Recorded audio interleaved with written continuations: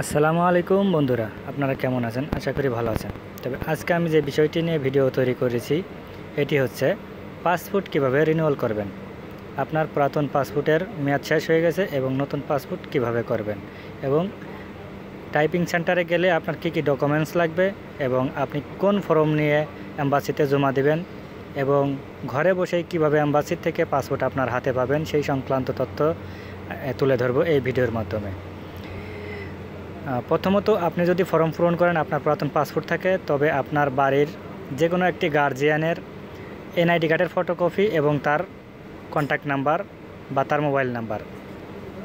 প্রথমত আপনার পুরাতন পাসপোর্টটি নিয়ে এবং এই আপনার গ্রামের বাড়িতে যিনি থাকেন, যিনি আপনার গ্রান্টেড দায়িত্ব, তার একটি পরিচয় এবং তার কন্ট্যাক্ট নাম্বার আপনি এই পাসপোর্টের ফর্মের সাথে টাইপিং সেন্টারে নিয়ে জমা দিবেন।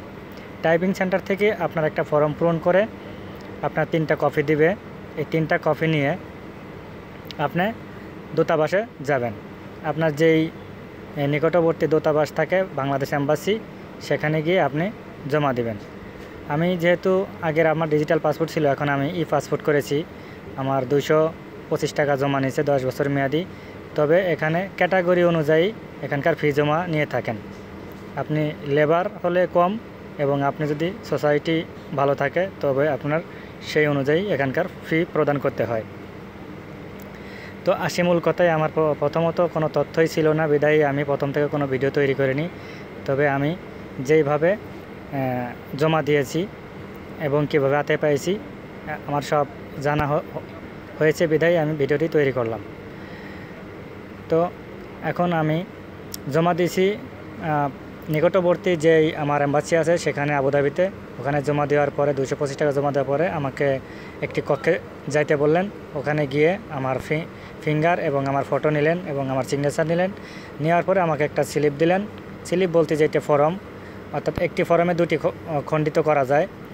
তো আমি যেহেতু ঘরে বসে পাসপোর্টটি হাতে পাওয়ার ইচ্ছা, সেই জন্য আমি তাও যে কোম্পানি আছে ওখানে 15 টাকা চার্জ দিলেই তারা আপনার পাসপোর্টটি ঘরে পৌঁছা দিবে, এবং যেই ফর্মটি আপনাকে দিয়েছেন ওটার অর্ধেক তারা রাখবে এবং অর্ধেক আপনাকে দেবে। তবে যে ওই অর্ধেকটা আপনার কাছে থাকলে আপনি বুঝতে পারবেন আপনার পাসপোর্টের কাজ চলমান আছে কিনা বা স্থগিত হয়ে গেছে কিনা, এটি আপনি গুগলে চেক করতে পারবেন। তবে আমি 3বার চেক করেছি। প্রথমত চেক করেছি, একবার সেখানে লেখা আসছে আমার পাসপোর্টটি পুলিশ ভেরিফিকেশনের জন্য পাঠানো হয়েছে। দ্বিতীয়বার চেক করেছি আমার পাসপোর্টটি কমপ্লিট হয়ে শিপমেন্ট হয়েছে। তৃতীয়বার চেক করেছি আমার পাসপোর্টটি নিকটবর্তী যে অফিস আছে সেখান থেকে নিয়ে যাইতে বলছে। তবে আমি